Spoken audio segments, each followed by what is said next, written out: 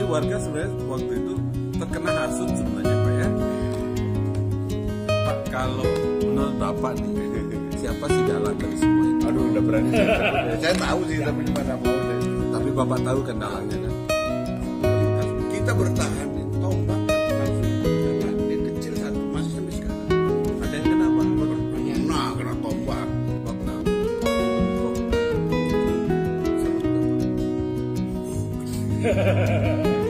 Enggak sih, susah. Pembangunan Bandara Internasional Lombok Bil Kawasan Ekonomi Khusus KEK dan Sirkuit Mandalika. Tak lepas dari peranan tokoh. Salah satu tokoh yang mempunyai peranan penting dalam pembangunan Bil KEK dan Sirkuit Mandalika adalah Purnawirawan Polisi Kombes Pol Dewa Putu Maningkajaya. Cerita dimulai dari pembangunan bandara di Kabupaten Lombok Tengah, yang awalnya bernama Bandara Internasional Lombok Bil kemudian berubah menjadi Bandara Internasional ZAM itu, sempat diwarnai bentrok antara warga dan polisi. Peristiwa bentroknya warga dengan polisi untuk pembangunan bandara di Tanah Awu, Kabupaten Lombok Tengah itu, terjadi pada tahun 2005 silam. Saat itu yang menjabat sebagai Kapolres Lombok Tengah adalah Komisaris Besar Purnawirawan Polri, Dewa Putu Maningkajaya, saat itu masih berpangkat AKBP. Sementara yang menjabat sebagai Bupati Lombok Tengah, saat terjadinya konflik pembangunan bandara di Tanah Awu pada tahun 2005 tersebut, yakni Lalu Wiret Maja atau yang lebih dikenal dengan nama Mamik Moh.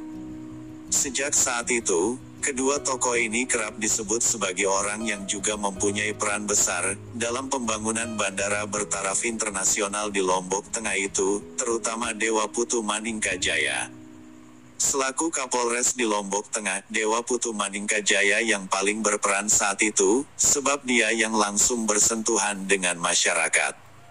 Beredar video tentang dirinya saat duduk bersama dengan warga Tanah Awu, untuk melakukan negosiasi, dan memberikan pencerahan kepada warga, sebelum terjadi bentrok. Tak hanya itu, saat bentrokan terjadi, Dewa Putu Maningkajaya langsung memimpin anggotanya di lapangan menghadapi massa yang mengamuk. Ditemui tim radar NTB, di Villa Arya Guna, Jalan Bukit Batu Layar, Rabu tanggal 23 Maret tahun 2022, Dewa Putu Maningkajaya menceritakan bahwa, saat itu 45 anggotanya terluka akibat amukan massa. Tak hanya itu, dia juga kehilangan jabatan sebagai Kapolres di Lombok Tengah, itu semua akibat berita miring yang diterima atasannya, terkait peristiwa bentrok tersebut. Kala itu anggota saya 45 orang terluka, terkena lemparan batu dan panah. Saya pun dievaluasi karena pimpinan salah terima info. Namun setelah diperiksa, saya tidak terbukti bersalah. Wanita yang terlihat diseret dalam video maupun foto itu, kita mau menyelamatkan dia agar tidak terkena lemparan batu dan tombak, jelasnya. Cerita bentroknya polisi dengan warga di Tanah Awu Lombok Tengah itu tersebar di mana-mana, dan membuat keadaan sangat mencekam. Awal mula terjadinya bentrokan, ketika polisi dari Polres Lombok Tengah hendak membubarkan warga yang hendak mengikuti acara Serikat Tani Internasional. Kegiatan tersebut tidak memiliki izin lokasi, Maningkajaya tidak diberitahu kalau ada acara di tempat itu, lantas dibubarkan olehnya. Sebelumnya, Maningkajaya melihat banyak batu dan senjata tajam yang dibawa warga secara sembunyi-sembunyi, yang ditaruh di bawah alas tempat duduk mereka. Hal itu membuat Maningkajaya harus menyiagakan personel untuk mengantisipasi kalau terjadi bentrok. Namun sebenarnya, dia tidak ingin bentrokan itu terjadi. Untuk itu, sebelumnya Maningkajaya duduk bersama warga, melakukan dialog untuk memberikan pemahaman kepada warga. Namun hal itu tak digubris, sehingga terjadilah bentrok. Jauh hari sebelumnya, Maningkajaya juga telah turun melakukan pendekatan dan sosialisasi kepada warga terkait pembangunan bandara, bahkan dia juga telah mendidik sejumlah warga menjadi satpam bandara, namun bentrokan tak bisa terhindarkan. Kejadian itu tidak membuat Maningkajaya dibenci warga Lombok Tengah, khususnya Tanah Awu. Hingga saat ini, dia kerap dipanggil Panglima oleh warga setempat. Seringkali ketika ada demonstran, mereka menyebut 3 nama, yakni Srinate, Mamikmoh dan saya sebagai panglima, jelasnya. Memang kala itu, 3 nama tersebut menjadi pejabat yang langsung bersentuhan dengan mega proyek tersebut. Lalu Srinate sebagai gubernur kala itu, Mamikmoh sebagai bupati di Lombok Tengah dan Maningka Jaya selaku Kapolres yang terjun langsung di lapangan. Begitu saya menjabat sebagai Kapolres di Lombok Tengah, Mamikmoh sempat bilang kepada saya, bahwa kita akan bangun 2 sekolah besar di Lombok Tengah, dan 1 bendungan yakni Dam Mujur, dan satunya lagi, Bandara Internasional, ungkapnya. Sebelumnya dia sempat ngobrol dengan Mamikmoh kala itu, bahwa Lombok Tengah bisa maju apabila ada proyek besar yang dibangun. Kala itu hotel cuma 2 di Lombok Tengah, makanya saya ngobrol dengan Mamikmoh, Lombok Tengah baru bisa maju, kalau ada proyek besar yang dibangun. Lantas Mamikmoh menceritakan niatnya yang akan membangun 2 sekolah besar, 1 bendungan di Mujur. Karena bendungan Batu Jai tidak bisa mengairi semua sawah di Loteng, justru lebih besar manfaatnya di Lombok Barat, dan satunya lagi Bandara Ke juga sempat disinggung, namun itu proyek jangka panjang, katanya. Ditanya soal siapa yang paling berperan atau yang cocok dikatakan pahlawan dalam pembangunan Bil Ke dan sirkuit Mandalika, dia bingung, sebab semua punya peranan masing-masing. Namun yang perlu diketahui adalah, Maningka Jaya sempat kehilangan jabatan, gara-gara pembangunan proyek itu, bahkan nyawanya juga sempat terancam. Sebab warga taunya dia bentrok dengan polisi dan yang menjabat sebagai Kapolres kala itu di Lombok Tengah adalah dirinya. Cerita Maningka Jaya tidak berhenti di situ, entah apa yang menjadi pertimbangan atasannya. Saat pembebasan lahan untuk pembangunan KEK dan sirkuit Mandalika, dia lantas diberi tugas sebagai Karo Ops di Polda NTB. Hal itu membuatnya harus kembali berurusan dengan masalah warga di Lombok Tengah, khususnya di Kuta Mandalika. Sudah pensiun pun, Maningka Jaya masih dimanfaatkan tenaganya. Dia lantas mendapat perintah menjadi bagian dari ITDC untuk menyukseskan pembangunan di KEK termasuk sirkuit Mandalika. Kehidupan yang dia jalani, membuatnya punya nama di mata masyarakat sebagai panglima pembangunan 2 mega proyek di Lombok Tengah. Berikut penuturan lengkap Maningka Jaya atas kejadian tersebut. Namun sebelum itu, dukung channel kami dengan cara klik like, subscribe, dan jangan lupa share. Sejak perencanaan dan lain sebagainya hingga jadi bil, kemudian ada sirkuit, itu siapa sih yang paling berperan sebenarnya, Pak? Susah saya menuntut semua kebutuhan sama. Jadi saya kalau ini cerita dari awal nih, gitunya ini karena satu rangkaian ya. Jadi ceritanya itu gini, makanya dulu saya dikiranya dekat sama Pak Bupati dulu, kan gitu ya. Bupati Lombok Tengah. Bupati Lombok waktu Tengah. itu Padahal waktu siapa? itu belum terpilih beliau. Di Bupati Mamingo. Oh, Mamingo ya. Mamingo waktu itu. Jadi saya tidak tahu bagaimana Mamingo itu punya rencana besar. Dan saya juga merasakan gitu. Kenapa kok Lombok Tengah ini? Saya waktu itu datang ke sana, jadi ditunjuk di Kapolres di situ. Penginapan aja nggak punya gitu loh. Tahun berapa itu, Pak? 2005. Akhirnya begitu beliau terpilih itu kok ada ide dari beliau untuk membangun bandara itu.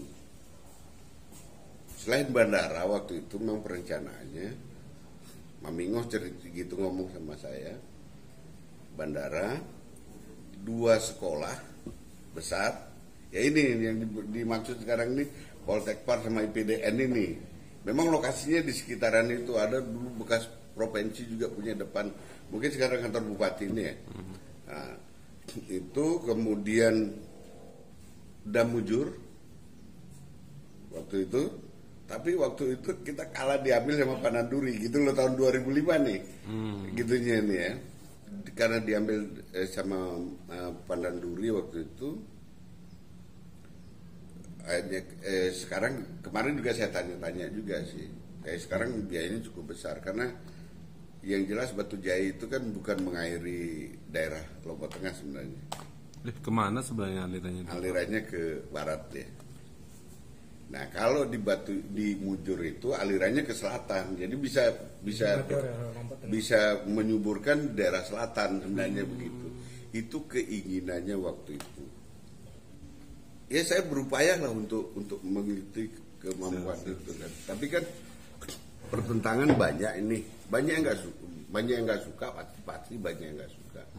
Karena bukan warga Lombok Tengah aja yang nggak suka. Siap. Tapi kalau dihitung-hitung 90% suka dibangun di situ. Ini 10% aja nggak suka.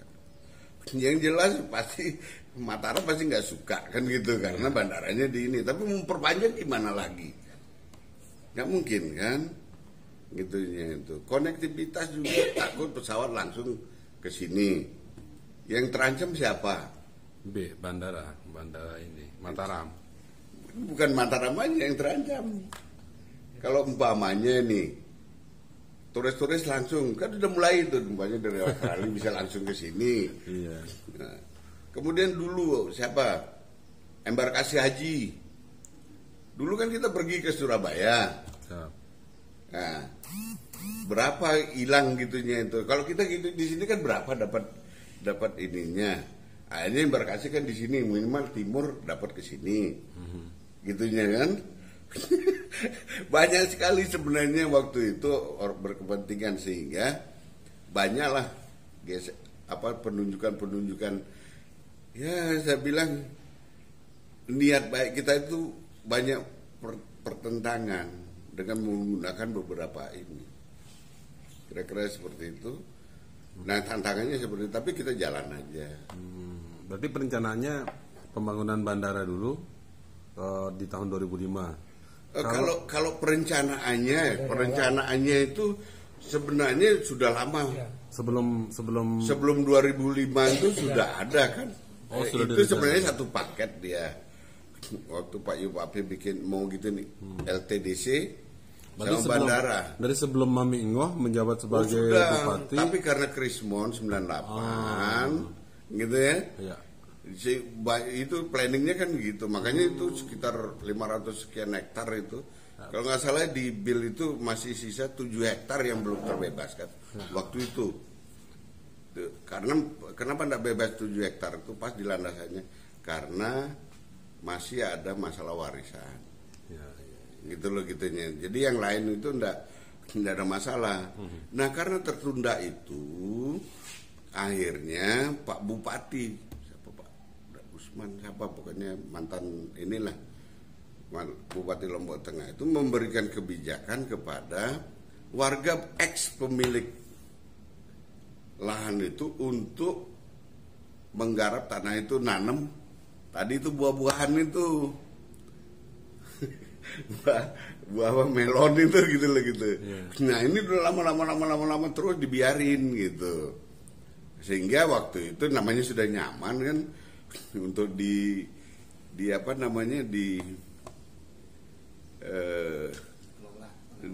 sudah nyaman itu begitu mau digunakan mulai ada pertentangan itu. Nah kebetulan pada waktu itu ada acara namanya Serikat Tani Internasional gitu. Saya pun tidak tahu kondisinya waktu itu. Kenapa kok ada izin pun tidak jelas di mana tempatnya, gitu loh. Ternyata setelah keluar izinnya itu, jadi izin untuk melaksanakan Hari Serikat Tani itu di Tanah Au, di LTDC dan satu di Lombok Timur, di dekat Transmigran yang di Transmigran yang di daerah Sambelia. 3 lokasi. Tapi karena kejadian awal di ini ada ribut sehingga yang di Kuta ini di LTDC ini nggak jadi, yang di apa namanya Lombok Timur nggak jadi gitu loh, gitunya itu kan. Nah memang kita sudah kasih sosialisasi 3 bulan sebelum itu.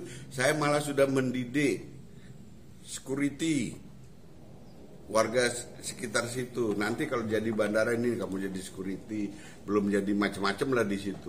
sudah kita persiapkan. Tapi ya namanya penolakan, beberapa yang nolak ya sudahlah. Tapi ya sekarang kita nikmatin gitu-gitunya kan. Alasan nolak itu apa sebenarnya dulu Pak? Saya juga nggak jelas juga gitu penolakannya apa gitu. Karena yang setahu saya kalau cerita mereka bukan dulu itu orang berebut datang ke desa itu sampai bawa uang banyak-banyak dulu pingin cepat-cepat dibebaskan, dia beli tempat lain. Gitu loh, beli lahan tempat lain. Bukan ada pemaksaan kalau di bil itu, enggak ada. Saya dihadapkan pada posisi yang dilematis waktu itu. Gitu. Karena saya tahu sebagian warga itu ada yang mendukung, bahkan lebih besar yang mendukung, gitu kan? Dan sama yang pro pun saya baik juga, gitu. Sama warga yang ini baik juga. Nah waktu keluar izin itu saya dihadapkan sama pilihan. Kita kan kelompok ini saya sudah tahu akan menang. H-1 itu sudah ada bibit-bibit dan pengakuan baru sekarang ini. Ada rumah yang mau dibom, bom ikan dulunya. Tapi untung, ya saya pikir lebih baik saya yang persuasif menyelesaikan ini, bubarlah daripada bentrok kan. Memang di sini juga sudah mempersiapkan. Coba di bawah apa namanya tenda, bukan tenda apa pakai. Ini apa daun kelapa itu? Taringnya. Tahun berapa? Tahun 2005 itu waktu saya bubarkan itu. Waktu saya sempat duduk yang ada di gambar itu alasan-alasan kenapa selain di ini kan. Itu kalau saya enggak gitu kan. Memang sudah ini orang bertanya mana lawannya. Lawannya itu ada di mana-mana lagi kumpul. Gitu loh gitunya itu.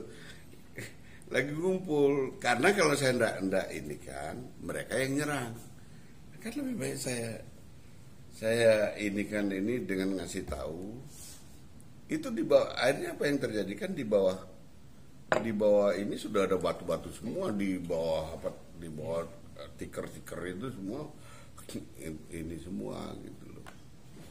Nah itu ininya. Tapi yang penting niat saya kan untuk ya bagaimana ini bisa jadi, karena kembali lagi saya bilang ini nggak bakalan, Lombok Tengah ini nggak bakalan maju kalau tidak ada pembangunan yang besar. Saya berpikir seperti itu, karena dulu kita lewat Puyung itu jalan satu-satunya, nggak ada lewat mana-mana. Coba dengan perkembangan ini kan di kota sudah besar, di ini. Saya yakin nanti kalau sudah jadi ini nanti mungkin PAD-nya bisa sama Kabupaten Badung di Denpasar. Seandainya sekarang investor masuk umpamanya ke KEK itu banyak itu. Ya buktinya apa? Kantor Bupati udah bagus, kantor DPR udah bagus, kantor Kajari udah bagus, bangunin kantor Polres lagi dibangun, pendoponya dibagusin. Kemudian ada dulu dari mana gitu. Kemudian ada satu ini komandan. Jadi komandan pasti tahu waktu itu karakter-karakter teman-teman kita yang di selatan yang begitu keras. Yeah. Nah, setelah komandan tahu bagaimana karakter-karakter mereka di sana, kemudian upaya-upaya yang digunakan atau teknis-teknis yang dilakukan waktu itu untuk memberikan pemahaman terkait dengan apa yang menjadi tujuan pembangunan tersebut. Membangun Mandalikanya, bilnya dulu Pak, nanti bilnya. kita ke Mandalika banget. Ya, jadi kan itu banyak saya udah tahu lah tokoh-tokoh semua yang ini kan. Tapi ya begitu tetap ancaman kalau komandan enggak iniin kita yang serbu. Ya kita tahu lah daerah Sabilelando semua itu sudah saya udah hafal lah gitunya itu kan. Nah ini kan sama-sama keras. Kalau itu ketemu kan gawat. H-1 sudah mau terjadi bentrok sore. Jadi kita sosialisasi dulu. Tapi sebelumnya sebelumnya kan ada izin ujuk-ujuk nih, Ujun mengadakan gitu rapat umum itu tanpa koordinasi sama saya. Saya minta kepada Pak Kapolda untuk membatalkan itu karena lokasinya nggak jelas. Itu dari Jakarta selama ini gini ya, Jakarta. Akhirnya keluar pembatalan H-1 malam sebelum hari H. Jadi saya udah ngomong datang ke tempat ini satu, ini sudah ini biar saya ingin yang satu juga saya sampaikan. Tapi alasannya kan kita sudah siap. Ininya kok baru ada pencabutan kayak begini kan gitu. Ya namanya sudah dicabut gitu-gitunya kan. Nah itu. Jadi sebelumnya itu selain itu yang pertama tadi. Kemudian yang kedua, kepada pihak yang kontra banyak kita lakukan upaya-upaya itu tadi. Maksudnya sesuai dengan tupoksi saya lah. Nanti akan kalian dapat ini.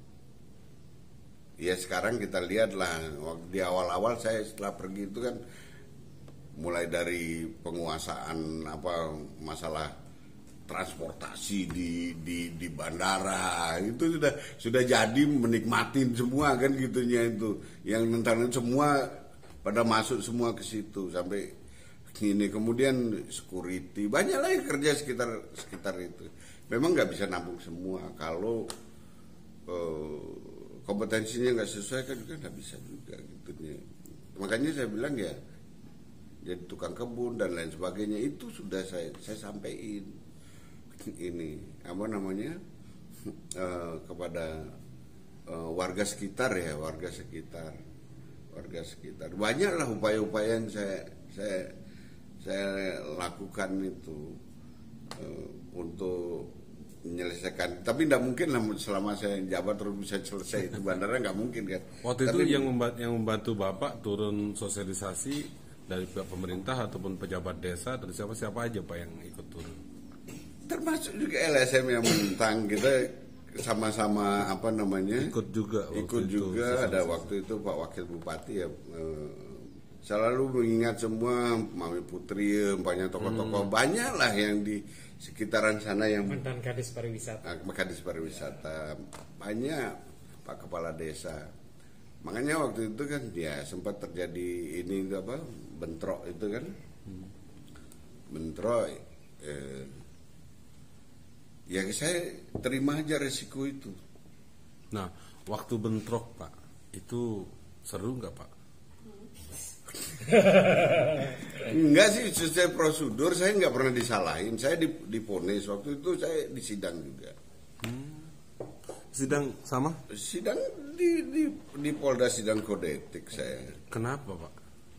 Intinya untuk membuktikan gitunya apakah banyak isu yang macam-macam nggak sesuai prosedur dan lain sebagainya terus dari pihak media mbaknya itu orang kenapa ibu-ibu diseret-seret mbaknya kayak begitu mbaknya seperti itu mereka kan nggak lihat mereka sepotong aja ngelihat polisinya diseret tapi kita kan punya foto punya video juga Komnas HAM begitu lihat itu di sini kan budaya. Kalau orang berantem itu kan selalu ceweknya di depan. Iya. Gitu nih itu. Di selatan. Ya nungging kan. Itu udah ini, tapi mereka nggak tahu. Nah kenapa waktu itu banyak kita buktikan banyak di foto? Kenapa? Karena ada lemparan, kita nyelamatin ibu ini. Ujungnya begitu karena berontak kan ditarik. Habis itu dilepas. Kelihatannya dipotong waktu seretnya aja gitu loh. Padahal itu diamankan supaya tidak kena batu. Iya namanya orang nyari ini supaya seru aja lah.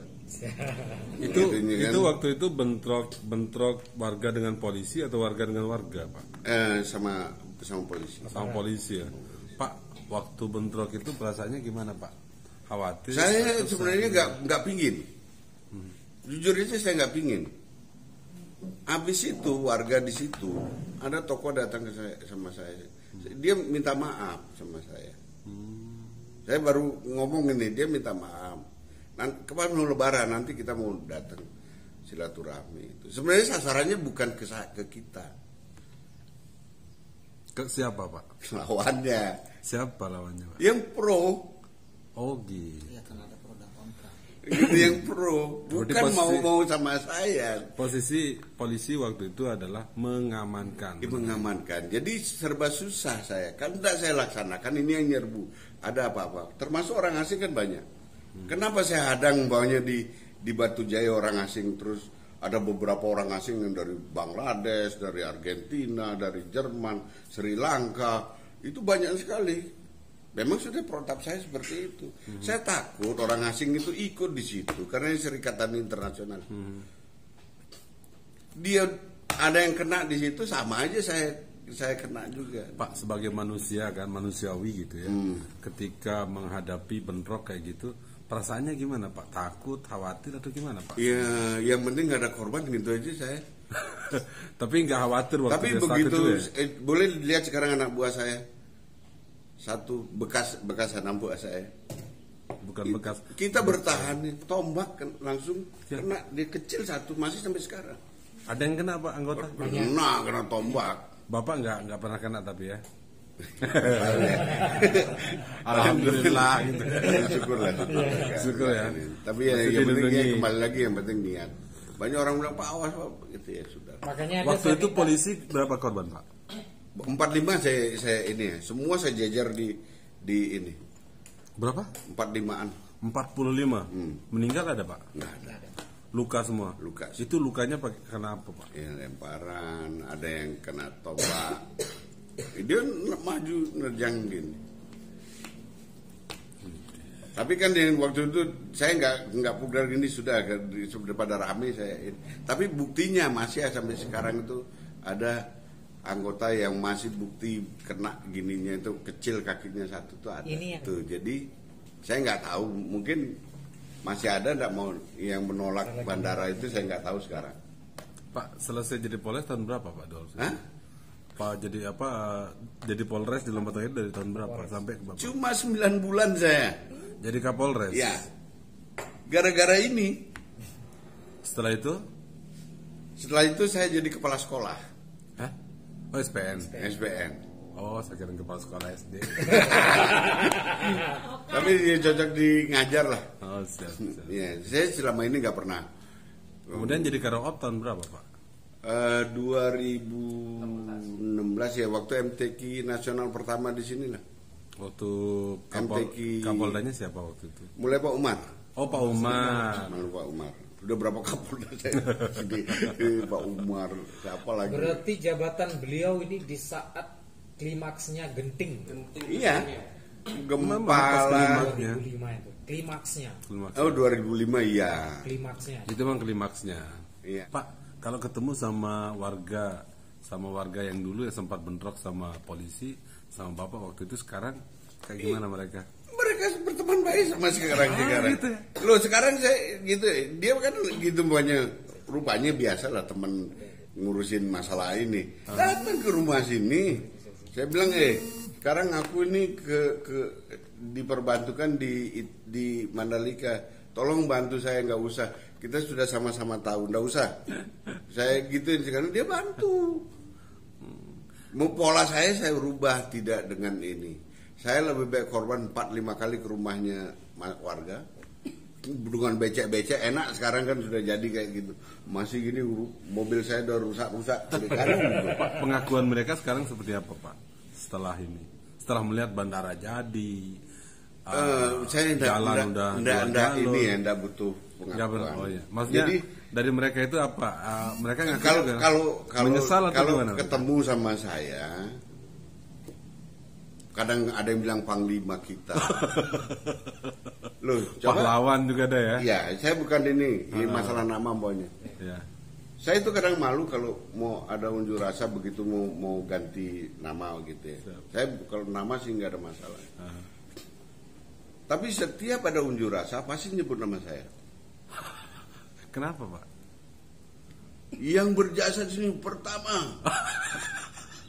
Pak Gubernur dulu, Pak lalu siapa yang di Lombok Timur tuh? Lalu Serinate. Lalu Serinate, kedua lalu Wiratmaja, ketiga Panglima kita katanya. Saya malu kadang-kadang gitu. Oh gubernurnya saat itu Serinate. Pak Serinate ya? Jadi saya begini terekam apa, memang itu termasuk kenangan saya gitunya, itu suka duka saya.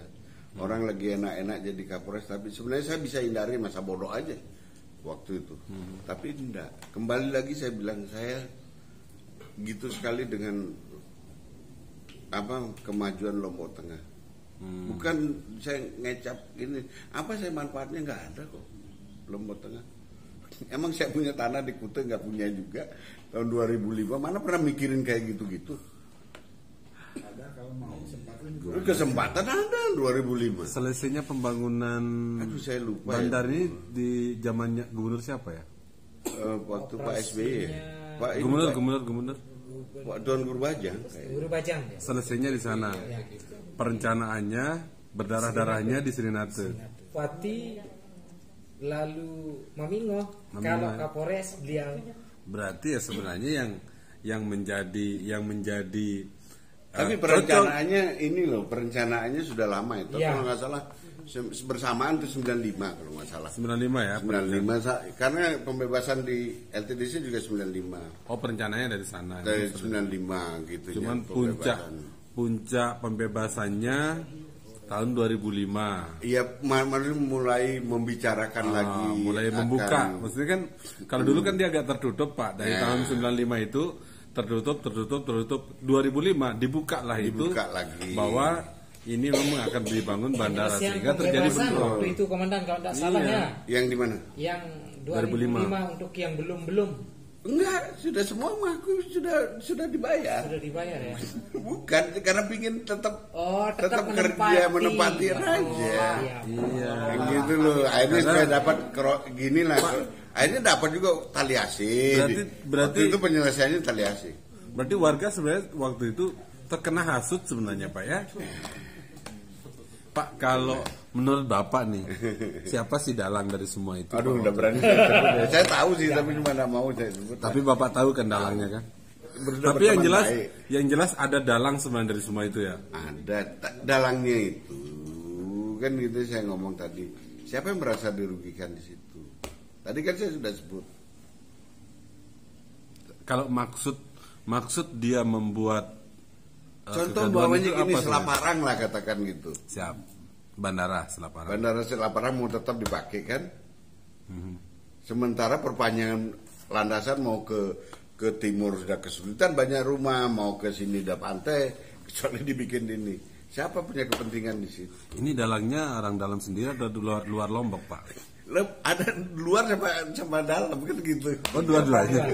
Berarti bukan satu dong, Pak, banyak dong. Banyak. Kepentingannya tadi saya bilang ada konektivitasnya, ada masalah PAD-nya berkurang, ada ini kan itu diartikan sendiri dah. Perencanaan sirkuit. Ngupdate juga ya, Pak ya. Iya, saya mulai karena Karaop itu pasti mengkait semua. Perencanaan pembangunan sirkuit ini sesudah Bapak menjabat sebagai Karaop. Kalau perencanaan tahun berapa kira-kira? Udah lama sebenarnya perencanaan, tapi mulai aktifnya itu 2017. Kalau perencanaan mulai tahun berapa kira-kira waktu itu? Itu mulai kalau peletakan batu pertama sudah berulang kali kan. Siap. Iya. Nah, udah berulang kali kan peletakan batu pertama kan. Berapa gubernur waktu itu? Gubernur pertama. Bukan, ya banyak lah termasuk TGB. Nah itu yang saya bilang 2017 saya sudah ikut rapat, maksudnya diundang rapat ke. Kalau 2017 itu rapat ke berapa, Pak? Waktu perencanaan saya pertama itu habis rapat terbatas, tindak lanjut rapat terbatas, saya ke sana diundang di tempatnya Pak Menteri untuk menindaklanjutin ini kerohiman itu kan. Awal mula perencanaan sirkuit ini tahun berapa sih, Pak? Ya kalau setahu Bapak. Kalau sirkuitnya LTDC ini kan macam-macam ya, ada penyitaan 98 gini akhirnya ditarik sama negara kan, itu memang punya negara. Berarti di zamannya Serinate itu sebenarnya sudah ada perencanaan untuk sirkuit ini, Pak? Kalau perencanaan sirkuit belum ada. Tahun berapa itu? Untuk apa itu belum tahu. Untuk sebenarnya untuk kawasan ekonomi khusus, tapi peruntukan untuk sirkuit itu belum ada. Kalau keknya tahun berapa Pak? Kita mulai dari kek dulu. 95-an lah pembebasan tuh. Oh berarti zaman Serinate. Ya, siapa itu wakil gubernur Mami siapa ini? Kayaknya orang tuanya Pak Danrem ini. Oh, Sri Gede. Sri Gede. Itu Lalu Sri Gede. zaman itu. Berarti Karena bisa beliau kek. banyak di situ ya saya dengar ya Kawasan. yang bebasin gitu tanah itu.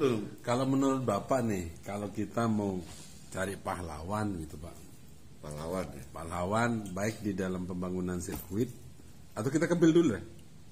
Karena sekarang banyak muncul pahlawan Pak. Jadi banyak muncul pahlawan di Facebook di mana-mana. Kalau untuk Bill, yang Bapak mau katakan sebagai pahlawan siapa? Untuk sirkuit yang Bapak mau katakan jadi pahlawan siapa Pak? Karena kami tahu ini Bapak yang langsung bersentuhan langsung dengan pembangunan itu, baik pembangunan Bill ataupun sirkuit Pak. Kalau ide, saya bukan bilang Pak, ide untuk kemajuan itu, ini karena saya berbicara langsung, makanya orang salah terima kadang-kadang LSM dikiranya saya itu ngintil sama sama Mami Ngoh, enggak ada. Tapi niatnya, niatnya itu yang bagus menurut saya. Sampai diceritain ada tokoh dulu pernah ini akan ada burung besi di sini akan ini adalah tokoh-tokoh yang ternyata ini maksudnya mungkin. Jadi memang kembali lagi yang punya visi waktu itu untuk ini untuk saya bilang untuk memajukan Lombok Tengah itu untuk ini ya.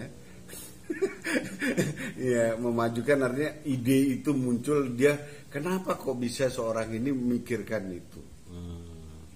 Cuma saya berpikir begitu aja waktu itu. Sebenarnya saya masa bodoh aja juga bisa waktu itu. Atau sebut banyak aja. 1 Mami Ngoh, 2 Swahili, 3 TGB. Seperti bisa. Iya, pokoknya siapa yang terlibat dalam inilah apa namanya menyelesaikan ini.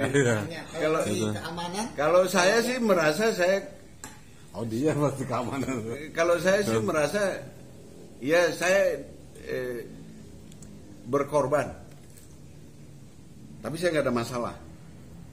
Lalu saya korban kan saya di sidang saya di iniin saya tok teraniaya waktu 2005 itu sampai kehilangan jabatan. Saat itu kasat reskrimnya kalau nggak salah komandan Pak Zulkarnain ya. Zulkarnain betul. Zulkarnain. Jadi iya Salah satu. Yes korban. Kasat reskrimnya beliau. Tidak ada masalah bagi saya.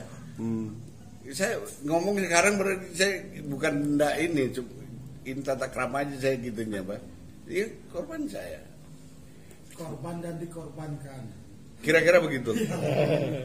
Tapi ya sudahlah. Tapi kalau ini dianggap itu bukan keberhasilan ya tidak ada masalah. Kalau yang di sirkuit Pak, waduh banyak kali itu, terutama dari pusat lah itu. Kalau nggak ada duit nggak bakalan jadi gitu. Nah iya kan, cuma kita yang kerja setengah mati itu kita tahu bahwa kepolisian memang bagaimana mulai dari bypass itu sedikit-sedikit kan mulai truk yang inilah.